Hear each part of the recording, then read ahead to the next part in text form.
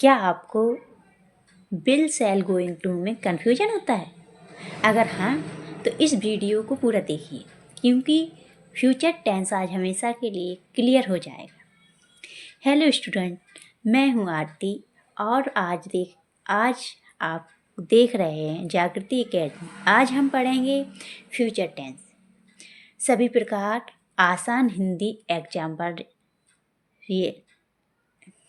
हिंदी में एग्जाम्पल के साथ। फ्यूचर टेंस किसे कहते हैं? सबसे पहले स्टूडेंट्स को ये मालूम होना चाहिए कि फ्यूचर टेंस किसे कहते हैं। फ्यूचर टेंस यानी कि भविष्यकाल। तो जिस वाक्य से भविष्य में होने वाले कार्य का बोध हो उसे फ्यूचर टेंस कहते हैं। मतलब कि जिस वाक्य से भविष्य में होने वाले काम का पता चले उसे फ्यूचर टेंस कहते हैं।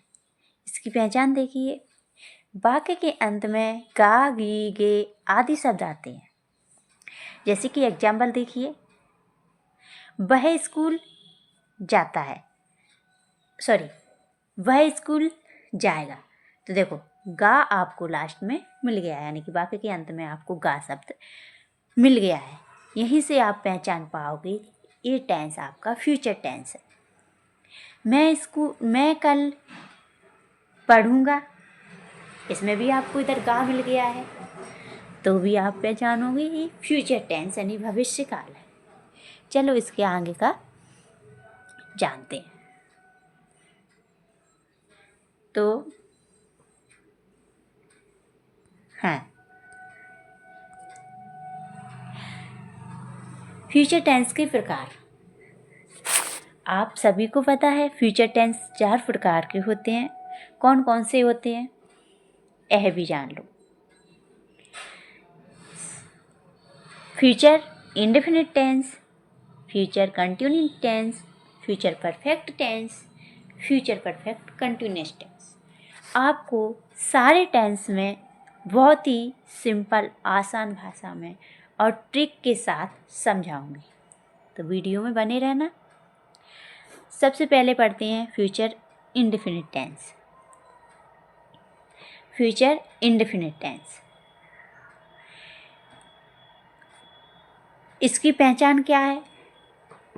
वही वाक्य के अंत में गा, गी, गे आदि शब्द आते हैं, फ्यूचर इंडेफिनिट टेंस कहलाता है।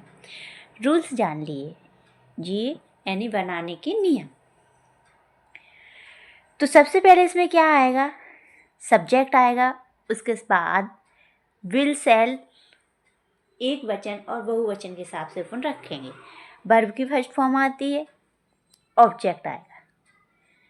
यूज किस में करते हैं? तो सामान्य भविष्य का काम होता है, सिंपल भविष्य का काम होता है, उसमें अपनी यूज करते हैं इसको।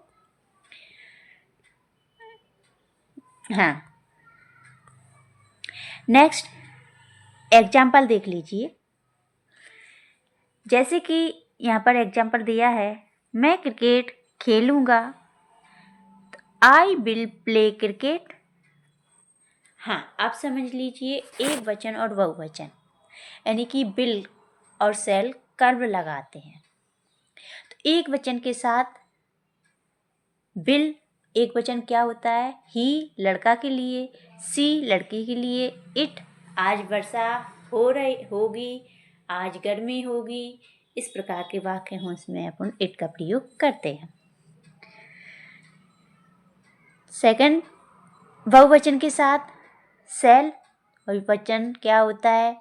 वी यानी हम, दे यानी कि वे।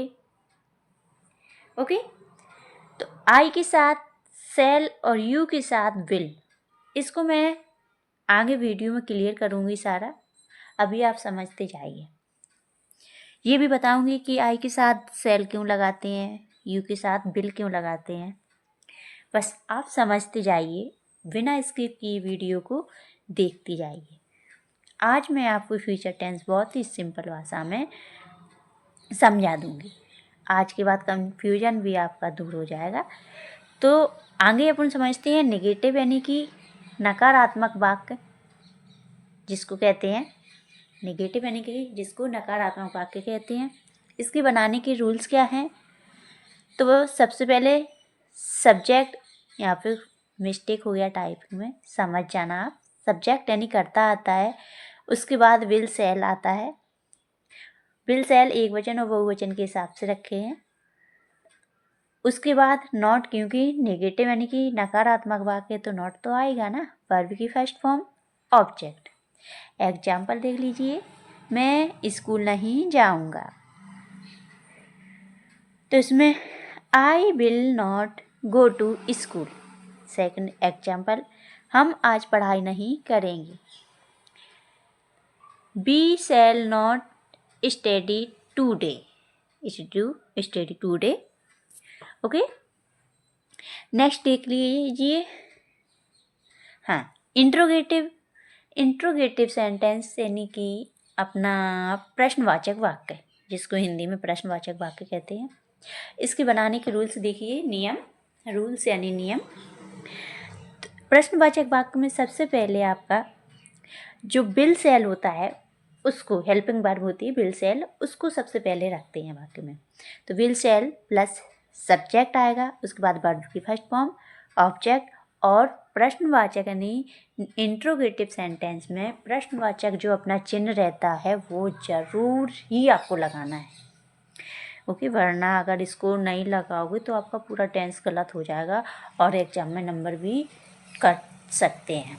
ओके, एग्जाम्पल देखिए, देख लीजिए एग्जाम्पल।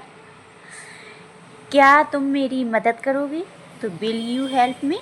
देखो इधर मैंने लगाया है प्रश्नवाचक चिन्ह। क्या हम आज पढ़ाई करेंगे? तो shall be study today. Okay, अभी अपन समझते हैं फ्यूचर टेंस में विल शैल आई के साथ यू, और